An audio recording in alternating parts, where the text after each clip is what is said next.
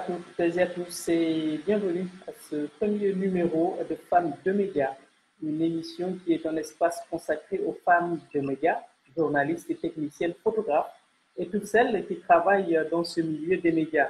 Et braquant toujours les projecteurs sur les autres, nous voulons à travers cet espace pouvoir parler des problèmes, contraintes et autres obstacles auxquels sont confrontées les femmes de médias, mais aussi les atouts et avantages dans le combat pour l'égalité des genres dans ce milieu professionnel. Et pour ce premier numéro, nous avons choisi comme thème de parler de l'accès des femmes aux postes de responsabilité dans les structures de médias. Pourquoi les femmes ne sont pas nombreuses aux postes de responsabilité dans les médias? Est-ce dû à un problème socio, culturel ou y a-t-il d'autres facteurs? En quoi celles qui sont à un certain niveau de responsabilité ont impacté dans l'évolution des femmes dans le milieu des médias? Et pourquoi il n'y a pas assez d'organisations pour défendre les intérêts des femmes de médias au Sénégal et en Afrique? Et pour en parler, nous avons comme invité deux femmes bien connues dans le milieu des médias au niveau national, mais aussi régional, voire international. Il s'agit de Safi Disso, ancienne directrice de la rédaction du journal Sud Quotidien, aujourd'hui présidente du conseil d'administration de la Fondation pour les médias en Afrique de l'Ouest et directrice du cabinet Nexus basé à Dakar. Il y a également Fatou Diagne Senghor, directrice régionale de l'ONG Article 19 en Afrique de l'Ouest, qui travaille beaucoup sur la liberté d'expression en Afrique et qui est aussi journaliste à la base et a siégé dans de nombreux conseils d'administration représentant des groupes de médias. Nous avons donc nos deux grandes dames dans ce milieu des médias, dans ce milieu de la presse, et Fatou Diagne Senghor, qui est depuis Banjul et qui vient de nous rejoindre. Fatou Diagne, merci et d'avoir répondu à notre invitation. Bonjour. Bonjour Nedom, bonjour à toi, la très grande journaliste, très grande dame, et bonjour à ma sœur Fatou. Très contente d'être là. Merci Safi. C'est toujours un plaisir de partager un plateau avec toi. Je veux me permettre de te tutoyer donc, dans cette émission, tout comme Fatou Diagne Senghor également, que j'ai eu l'occasion de rencontrer beaucoup de manifestations pour les femmes, et je l'ai dit tout à l'heure, qui est la directrice régionale de Article 19 basée ici à Dakar, en Afrique de l'Ouest. Nous allons commencer avec Safi. Safi, donc, qui est dans un secteur qu'elle connaît très bien, pour avoir été tout à l'heure, je l'ai dit, directrice de la rédaction de Sud Quotidien, qui est un journal très connu et très respecté dans le landerneau médiatique sénégalais. D'abord, avant de démarrer, Safi, vous pouvez nous dire un peu les grandes lignes de votre cheminement qui vous a mené jusqu'à ce poste de direction au niveau de Sud Quotidien, qui est quand même l'un des premiers quotidiens, mais également l'un des plus respectés dans le landerneau médiatique. Oui, avec plaisir, Nedom. Oui, je vais le faire. Et si tu permets, je me permets de tutoyer. On est entre nous, les journalistes se tutoient facilement. Alors, même si c'est une émission, je pense que je vais me permettre de tutoyer. Habituellement, comme tu l'as dit, nous parlons de tout le monde, de tout et de tout le monde sauf de nous. Et après, notre éducation en sociologie voilà, met un voile de pudeur et de modestie qui fait qu'on a beaucoup de difficultés à parler de nous-mêmes. Mais si nous voulons faire progresser la condition justement des femmes journalistes, celles d'entre nous qui avons aujourd'hui réussi à franchir quelques pas, il est temps que nous nous asseyions un petit peu sur notre modestie et que nous partagions. Et donc, même si c'est pas un exercice voilà, facile ou courant chez moi, je vais le faire aujourd'hui. Honnêtement, je peux dire que je suis aujourd'hui à la cinquantaine avancée, contente, fière, satisfaite d'avoir pu couvrir un chemin comme journaliste et aujourd'hui membre d'instances voilà, de contrôle, de régulation et de promotion de notre métier. Alors mon cheminement, moi j'ai vraiment franchi toutes les étapes depuis stagiaire jusqu'à alors reporter, journaliste, chef de desk, rédactrice en chef, directrice exécutive donc pour l'administration du journal, membre du comité de gestion du groupe Sud Communication et jusqu'à devenir membre du CORED, donc les instances donc de régulation. Et aujourd'hui donc présidente du conseil d'administration d'une organisation professionnelle. Donc, je pense que, voilà, je suis vraiment passée par toutes les étapes. J'ai fait le 360 degrés du baobab et j'en suis aujourd'hui satisfaite et fière. Et on parle souvent de ce syndrome de l'imposteur qui fait qu'on se dit, mais tiens, on me donne des responsabilités, mais peut-être que, je sais pas, je suis pas au niveau. Non, aujourd'hui, par la grâce de Dieu et par mes efforts, j'ai dépassé ce sentiment parce que j'ai vraiment fait le tour du baobab et je peux partager ce sentiment pour inviter les plus jeunes et les plus âgés à également faire leur tour du baobab et construire la confiance qui est nécessaire justement au progrès que nous voulons voir. Safi, est-ce que vous avez rencontré plus d'obstacles ou bien de contraintes que la moyenne pour gravir tous ces échelons depuis la base jusqu'à ce poste de directrice de la rédaction de Sud Quotidien? Alors, oui, Ndaïdom. Alors, excellente question. On me l'a posé à plusieurs reprises et je dis à chaque fois, et je le répète, et en creusant la réflexion, que je suis presque un contre-exemple de ce qu'est la condition générale des femmes dans le métier. Parce que, alors moi, comme je dis, j'ai pu parcourir tout ce chemin et honnêtement, je ne peux pas dire que j'ai rencontré d'obstacles. Ce que j'ai dû faire, c'est véritablement vraiment consentir des efforts, travailler fort, mettre de l'énergie. Mais des obstacles, j'en ai pas véritablement rencontré. Et j'y ai beaucoup réfléchi. Je me suis dit, mais au fond, j'ai eu un chemin qui a été facilité et qui devient, au fond, un peu l'illustration de ce que nous souhaitons voir. Alors, je veux bien me donner non pas un modèle, mais un exemple de ce qui est possible. Et je pense que je peux résumer en 3 points ce qui a facilité mon cheminement. C'est que j'ai choisi le média dans lequel j'ai décidé de rentrer. Quand j'ai décidé de rejoindre un média, je suis allée à Sud parce que je me suis renseignée. J'étais toute jeune, je ne voyais pas clair dans tout, mais je me suis renseignée. On m'a dit que c'est quand même... C'était des gens qui avaient de la considération et j'ai demandé à les rencontrer, qui m'ont reçu en entretien. J'aime dire qu'ils m'ont reçu en entretien, mais moi-même, je les prenais en entretien pour voir si j'étais à l'aise avec ces gens-là. Et les femmes, les jeunes femmes qui décident de rentrer dans un média, essaient de se demander si les responsables qui sont là respectent les femmes et le combat des femmes. Alors, c'est pas facile de le savoir d'entrée de jeu, mais rien n'interdit de changer après et d'aller ailleurs. Voilà, mais il faut observer dès le départ si véritablement on vous respecte, si on vous donne votre place en tant que femme. Donc ça, c'est le premier point, c'est que j'ai vraiment choisi. Bon, j'ai eu la chance d'entrée de jeu, je suis tombée dans je pense le bon organe où les gens respectaient véritablement les femmes. Quand je dis les gens, c'est pas tout le monde à égalité, et c'est le deuxième point, c'est que parmi les responsables qui étaient là, les fondateurs et les responsables, et je veux nommer particulièrement et saluer Feu Babacar Touré qui nous a quittés là il y a quelques mois, bientôt 1 an. Et je veux citer Sidi Gaye, qui est retiré maintenant des affaires, mais qui est avec nous par la grâce de Dieu, et quelques autres. Mais c'est deux qui m'ont particulièrement appuyé pour m'amener à donner, comme il disait, le meilleur de moi-même et être tout ce que je pouvais être. Et eux, je peux dire qu'ils ont été véritablement des féministes de la cause de la femme journaliste. Et le troisième point, c'est que moi-même, j'ai vraiment décidé qu'il fallait que je donne de moi-même pour parcourir le chemin qu'il fallait. Donc voilà, ça a été je pense, les 3 éléments qui ont permis que je couvre un chemin où je n'ai pas rencontré de véritables obstacles. Mais ça veut dire que d'autres peuvent le faire aussi. Merci d'avoir accepté cette invitation de Kibandou. Vous êtes très chargé par rapport à votre programme. Je vous rappelle que vous êtes la directrice régionale de Afrique 19, Afrique de l'Ouest, et que vous avez un bureau que vous avez mis en place et dirigé depuis 2010 à partir de Dakar. Donc, vous êtes plus dans la liberté d'expression, mais à la base, j'ai rappelé que vous êtes journaliste parce que vous avez eu à travailler à la télévision gambienne. Revenez un peu avant d'entrer dans vos fonctions actuelles, dans votre expérience de journaliste au niveau de cette télévision gambienne, comment vous vous êtes senti à l'époque par rapport au regard qu'on portait sur la femme dans ce milieu de médias gambiens? Merci Ndeye. Je suis très honorée et heureuse de partager cette conversation avec toi-même et Sophie que j'estime.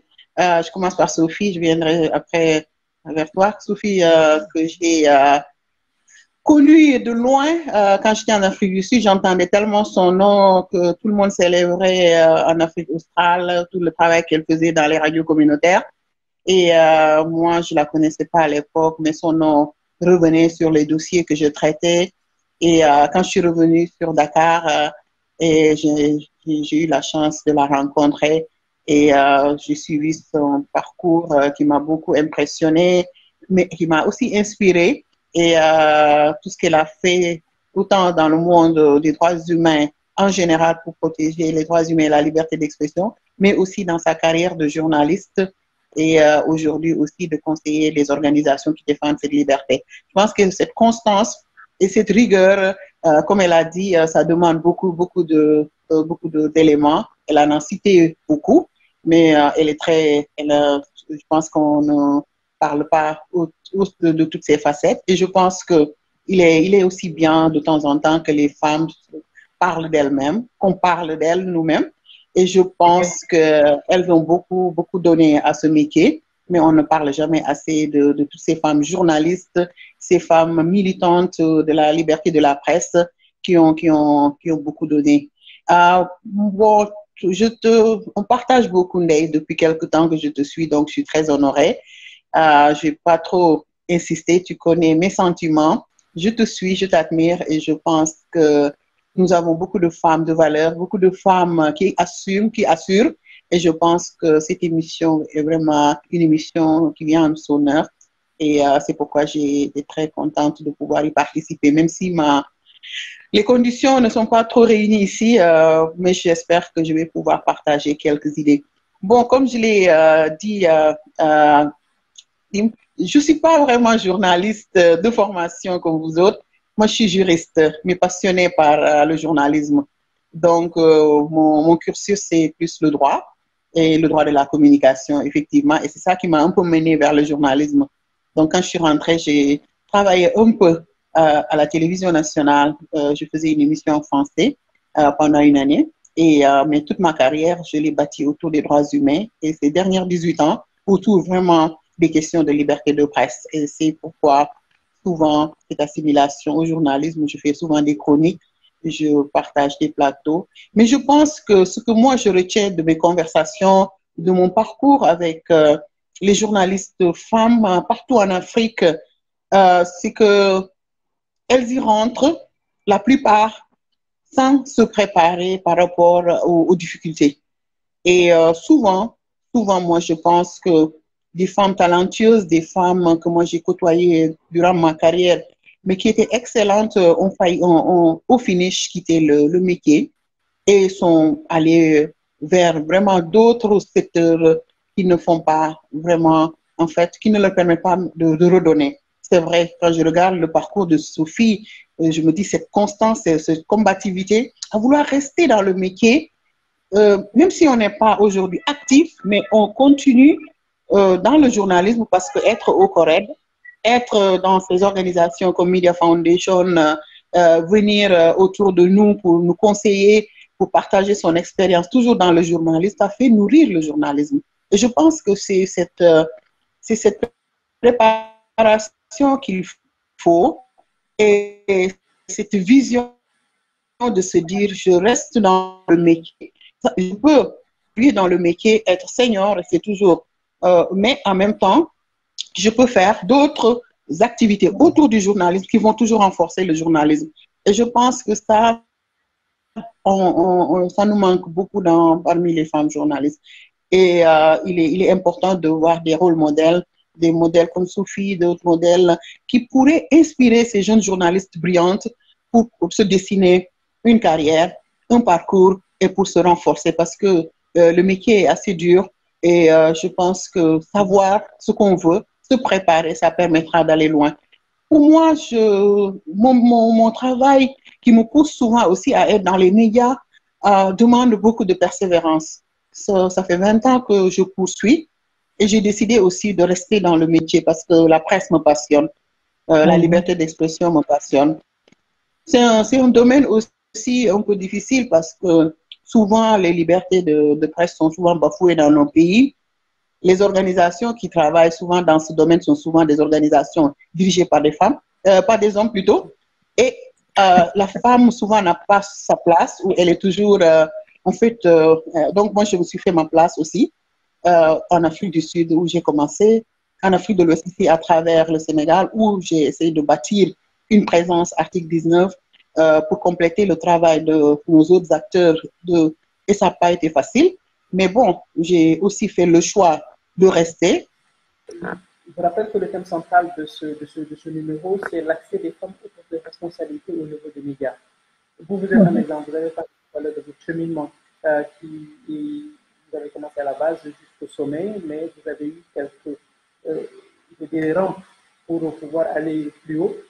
Mais quand vous regardez le paysage médiatique sénégalais, où il y a peu de femmes à cette poste de responsabilité, vous pensez que on peut mettre tout cela sur le compte socioculturel seulement? Alors, j'ai tendance à dire oui. Bon, évidemment, les choses sont toujours un peu plus complexes que ça. C'est toujours un faisceau de raisons, mais on doit toujours partir évidemment de quelques causes plus importantes et sur lesquelles il faut travailler en priorité. Et j'aurais tendance à dire oui. Alors, moi, ce qui me frappe quand je regarde l'environnement médiatique, journalistique sénégalais actuel, essentiellement dakarois, parce que je pense que la réalité est un peu différente à l'intérieur du pays, mais tout ça reste à vérifier. Mais si je regarde ce qui se passe à Dakar, ce qui me frappe, c'est que on constate un progrès numérique. Il y a beaucoup plus de jeunes femmes journalistes. Bon, très bien.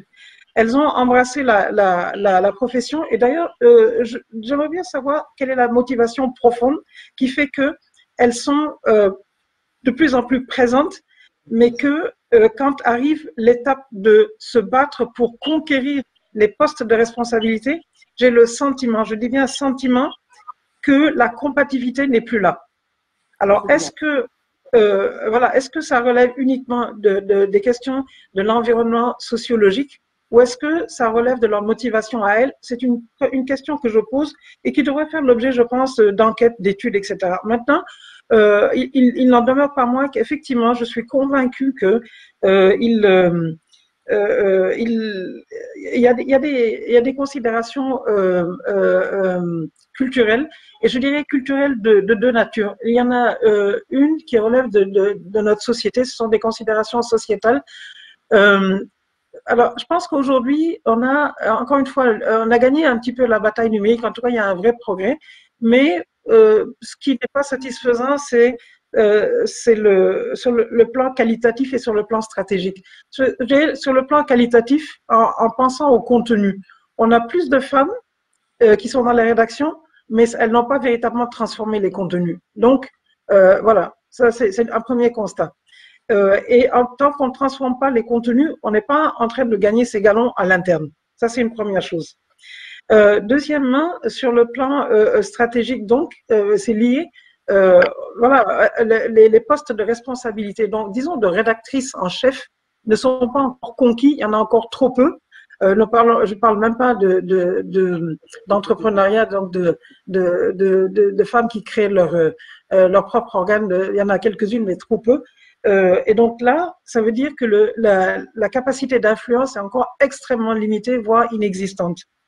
Et donc, je disais que ça relève de deux types de causes socio-culturelles. L'un, c'est que au fond, bon, pendant longtemps, je pense que les femmes ont été timorées, tout ce qui est un peu trop dans l'espace public, la conquête, la bataille pour l'influence, on s'est tenu en retrait. Ça, c'est notre éducation. Bon, je pense que le milieu de la presse, comme le milieu en fait de toutes ces organisations qui ont quand même cette vocation d'être sur la scène publique, ça demande un certain nombre de préalables et souvent notre éducation ne nous permet pas, souvent au début de nous imposer. Et je touche un peu le point sur lequel Sophie a un peu attiré notre attention. Ça veut dire que par rapport à notre éducation, souvent, on ne demande pas de poste. Les femmes, souvent, moi, je sais que souvent, les femmes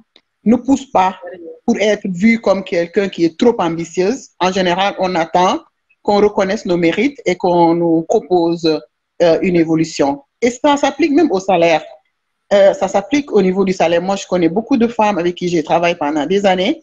Et quand on fait nos conversations, ils me disent, moi, de toute ma carrière, j'ai jamais demandé une augmentation. Et moi, je le vois par rapport aux hommes, dans mon milieu aussi. Ben, facilement, ils te disent ce qu'ils valent. Et de temps en temps, ils demandent à être un peu réappréciés. Alors que la femme, d'habitude, surtout africaine, n'a pas cette démarche. L'autre chose aussi, ce que j'ai noté, surtout au Sénégal et dans beaucoup de pays de l'Afrique de l'Ouest, la femme, elle garde un peu cette distance, un peu ce côté pour ne pas aller trop loin. Par exemple, pour éviter qu'on nous dise, mais qu'est-ce qu'elle cherche? Quand vous êtes souvent présente dans les médias, on demande ce que vous cherchez. Est-ce qu'elle veut pas trop, est-ce qu'elle veut pas trop de visibilité? Elle est trop présente dans le dispositif. Et je pense que beaucoup de femmes font très attention par rapport à cela. Côté des contenus aussi, la femme en général, elle veut se préparer et surpréparer des fois. Moi, je travaille beaucoup avec des femmes leaders et je leur demande, bon, il faut y aller, il faut y aller, il faut pas que ça soit toujours parfait, il faut y aller, il faut se tester et continuer parce que, bon, vos vis-à-vis ne vous attendent pas. Mais ce que je note, c'est que la femme va être toujours au point quand elle passe dans une émission, quand elle fait quelque chose. Donc, souvent, la vie ne l'aide pas. Ou le mode d'organisation de nos sociétés et de nos entreprises n'aide pas la femme à aller de l'avant, à faire des erreurs et à rebondir. Et je pense qu'on le voit dans les émissions. Moi, je vois beaucoup d'émissions intéressantes, mais j'ai l'impression que les anciens stéréotypes qu'on dénonçait dans les anciens rapports reviennent toujours.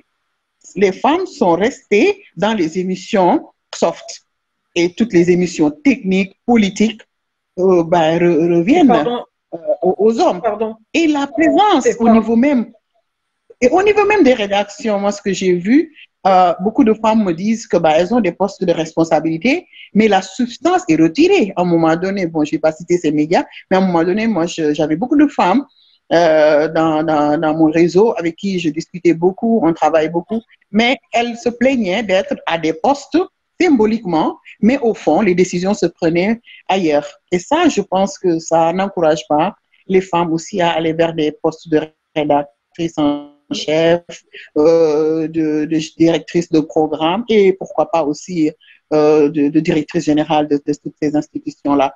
Et moi, je pense que notre éducation, nous devons trouver des mécanismes d'aller de l'avant. Nous sommes dans la modernité, mais j'ai l'impression qu'il y a un fardeau très lourd qui reste encore. Au-delà de notre culture africaine, il y a disons, l'aspect francophone, anglophone, lusophone. Et à travers Afrique du Nord, vous avez cette possibilité d'avoir une vue panoramique. Est-ce qu'il y a des points communs entre, disons, une femme francophone, une femme anglophone et une femme lusophone dans ce paysage médiatique qui fait que on a toujours ce problème d'avoir accès à cette responsabilité et d'avoir un leadership affirmé? C'est vrai qu'il nous faudra, pour y répondre de manière précise, un peu d'études empiriques, un peu d'analyse, mais de prime abord, ce que moi je note, j'ai l'impression que les femmes, surtout les jeunes femmes des pays anglo-saxons, percent beaucoup dans les médias internationaux. Pour quelle raison? C'est vrai que c'est une question d'éducation ou c'est une question de style de vie. Moi, je pense que c'est plutôt le dernier. C'est une question de style de vie parce que souvent, dans nos sociétés, surtout Sénégal et dans la sous-région un peu francophone, les médias francophones, je pense que ne sont pas très business, à part quelques-uns. Alors que dans certains pays anglophones, malgré la désorganisation ici et là, souvent, ils ont de grands groupes de presse et ça permet aux uns et aux autres d'aller un peu plus loin et ça leur permet aussi d'avoir plus de contacts dans les médias internationaux. Et je pense que les anglo-saxons, bon, il y a aussi la question de la langue. Comme dans beaucoup de médias internationaux, l'anglais aussi joue un rôle. Ça aussi, je pense que ça a aidé un peu les femmes des pays anglo-saxons. Mais je pense qu'il y a une question de style de vie, de façon d'être beaucoup plus free que souvent nous n'avons pas dans nos pays francophones. D'accord. Et je rebondis sur cette question avec Safi au niveau de l'Afrique de l'Ouest. Là également, ça vous permet d'avoir cette vision panoramique sur les femmes dans les médias. Est-ce que vous pensez qu'il y a, par rapport au pays, plus d'obstacles que dans d'autres? Concernant les femmes, oui, l'accès des femmes à la profession et aux postes de responsabilité, honnêtement, je rejoindrai ce que vient de dire Fatou. Deux choses. La première, c'est que c'est vraiment un faisceau complexe de causes imbriquées, sociétales, entrepreneuriales, culturelles, culture sociétale, culture entrepreneuriale, culture journalistique également, etc., etc. Donc, il y a tout ça qui se joue. Je suis complètement d'accord avec Fatou. Et la deuxième chose qu'elle a dite, avec laquelle je suis totalement d'accord, c'est que il est temps qu'on fasse une étude et des enquêtes sérieuses sur la question et que nous ne bâtissions pas de stratégie sur la base de simplement notre perception. Parce que déjà, nos perceptions dans chacun de nos pays, ici, bon, c'est vraiment de l'à peu près. Et les conditions des femmes sont extrêmement diverses. Moi qui suis une femme issue d'une famille de Foutankob, je vois que ma vie de femme journaliste est très différente de la vie d'une femme journaliste Wolof, d'une femme journaliste Diola. Alors, ce sont des questions que jusqu'à présent, on a hésité à considérer, mais il est temps qu'on les regarde. Et alors, si on traverse les frontières, on rentre dans un cadre de gouvernance différent, des langues différentes, etc., etc. Donc, les questions sont complexes et il est temps, je pense, d'avoir des études sérieuses qui vont nous permettre de savoir de quoi on parle et de quelle diversité on parle et diversité de situations. Donc, c'est ça. Moi, je rejoins complètement Fatou. Mais si tu permets, Ledom, je voudrais revenir très rapidement sur la question de tout à l'heure, sur les causes sociologiques. Je disais que j'en vois deux catégories. Il y a une qui est sociétale, c'est que le temps de la femme rédactrice en chef, mettons, il faut qu'elle puisse consacrer énormément de temps à sa rédaction. Or, comme je dis souvent, il n'y a que 48 heures dans la vie d'une femme africaine. Que 48 heures. Je ne me trompe pas. J'ai bien dit, nous faisons 48 heures chaque jour dans une journée. Et donc, est-ce qu'on va faire des journées de 72 heures pour être rédactrice en chef? Et je peux imaginer, j'ai bien dit imaginer que les jeunes femmes journalistes, elles se disent que si elles sont jeunes et qu'elles veulent se marier, avoir des enfants, faire ci, faire ça, c'est pas nécessairement le bon moment. Et donc, elles font les choix qui vont peut-être dans un autre sens. Et je ne leur jette pas la pierre, je constate juste. Donc ça, c'est sociologique, c'est culturel, c'est sociétal. Et il y a une deuxième dimension, une deuxième cause culturelle, je pense, qui relève, elle, beaucoup plus de l'espace de travail et syndical. Parce que en journalisme, nous sommes une profession qui est quand même syndiquée. Bon, si je prends l'exemple sénégalais, le SYNPICS c'est là, qui est bien réel, qui est bien vivant. Évidemment, il y a des choses qui pourraient être améliorées comme un peu partout, mais la présence des femmes dans le syndicat, pour moi, aujourd'hui, elle reste à faire. On a eu une période où Diatou Cissé, qui a été extrêmement présente, ça a fait du bien, mais bon, c'est presque une parenthèse. Et ce qui me frappe, c'est que les femmes, les questions, les intérêts matériels et moraux des femmes journalistes, je n'ai pas le sentiment qu'ils aient trouvé leur place dans les ordres du jour du SYNPICS. Alors, mon ami et frère Bamba va m'en vouloir, mais très bien, si on peut avoir une bataille là-dessus, tant mieux. Et sur ce point, je terminerai en disant que j'ai regardé le 3 mai dernier la mobilisation et le sit-in des journalistes, des jeunes journalistes, hommes et femmes, devant le ministère de la Communication, me donne un peu d'espoir en me disant, tiens, est-ce qu'il y a un momentum qui permet au fond une forme de refondation sur les questions des valeurs? Pourquoi on est en journalisme? Ça me fait inverser d'ailleurs l'ordre de l'émission parce qu'on devait aborder ce point en dernière partie, dans la troisième partie. Donc, on va enchaîner puisque vous avez ouvert les fenêtres, aussi bien Safi que Fatou. Donc, là, je reviens à Fatou. De manière générale, est-ce que par rapport à ces libertés d'expression et par rapport au leadership des femmes, est-ce qu'il n'y a pas des choses à faire pour que les femmes puissent être beaucoup plus présentes dans cette revendication de la liberté d'expression? Ok, merci. Bon, j'insiste toujours sur les données. Nous observons et de plus en plus, les données montrent pourquoi les femmes n'arrivent pas au niveau qu'il faut et n'arrivent non pas à ce qu'elles méritent, en fait, ne sont pas réunies à la hauteur de leur talent, de leurs efforts, et aussi pourquoi elles quittent ou elles ne veulent pas aller à certains niveaux aussi. Je pense que c'est plus ou moins très complexe. Un aspect qu'on oublie souvent, la question de la sécurité. La sécurité, que ce soit dans les rédactions, mais aussi la sécurité au niveau externe. Il y a beaucoup d'études et maintenant un élément nouveau, beaucoup de femmes journalistes connaissent aussi des difficultés dans leur rédaction. Et ce qu'on voit, c'est que dans la plupart de nos pays, les rédactions n'ont pas de charte claire par rapport à un certain nombre aux questions d'harcèlement, aux questions d'intimidation, aux questions de violences sexuelles et autres. Au-delà de ça aussi, la question même de l'égalité tout court n'est pas discutée dans les rédactions. Que le staff homme masculin puisse se dire que je dois avoir un certain nombre d'égards de respect par rapport à ma jeune collègue qui est stagiaire ou qui vient de rentrer dans la rédaction. Je pense que ce changement de paradigme doit aussi venir rapidement parce que je pense que dans beaucoup de pays, ça se fait et on a vu que ça permet à des femmes d'accéder à des postes de responsabilité et parce qu'elles le méritent.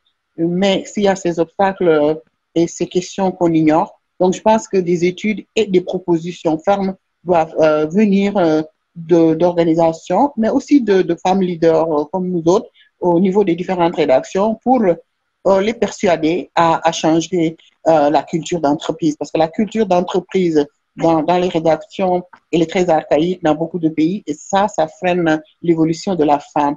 Une récente étude de l'UNESCO montre que les violences faites aux femmes, que ce soit en ligne surtout, freinent leur développement. Et beaucoup de femmes ne veulent pas s'exprimer, donner leur profit. Regardons par exemple au niveau des réseaux sociaux, au niveau on ne voit pas assez de femmes journalistes avec des profils, avec leur page officielle et autres. Et pourquoi? Et elles n'apparaissent pas. Les hommes sont assez visibles, on les voit, on voit leurs émissions, on voit ce qu'ils font, donc ils bâtissent leur profil, mais les femmes, elles sont très réticentes pour plusieurs raisons, et elles ont raison souvent parce que souvent il y a de l'harcèlement, souvent elles n'osent pas écrire certaines choses, leurs opinions, parce que bon, la société voudrait que la femme se comporte d'une certaine manière, mais aussi sur des sujets complexes, ne serait-ce que sur des sujets de l'égalité de genre. Aujourd'hui, les femmes journalistes ne les portent pas trop. Sophie l'a déjà évoqué au début, on ne voit pas assez de femmes journalistes oser, dans leur rédaction, porter ce débat difficile, mais important, et le poser. Donc, aujourd'hui, dans les rédactions, on ne voit pas d'émissions phares sur les questions porteuses pour le développement de la femme. Et je pense que y a beaucoup de raisons qui font que la femme n'arrive pas à être cette voie du changement qu'on souhaite. Mais il faut des analyses et je pense que c'est à partir d'un certain nombre d'analyses, de recherches, d'interrogations qu'on pourrait bâtir peut-être des éléments forts pour aller vers un plaidoyer qui va changer de paradigme, qui va nous permettre de changer de façon de faire. Parce que, bon, les anciennes études, comment les femmes sont représentées, qui parlent pour les femmes, on a vu que, bon, c'est utile, ça nous a permis de pointer du doigt un certain nombre de choses, mais ça n'a pas résolu grand-chose.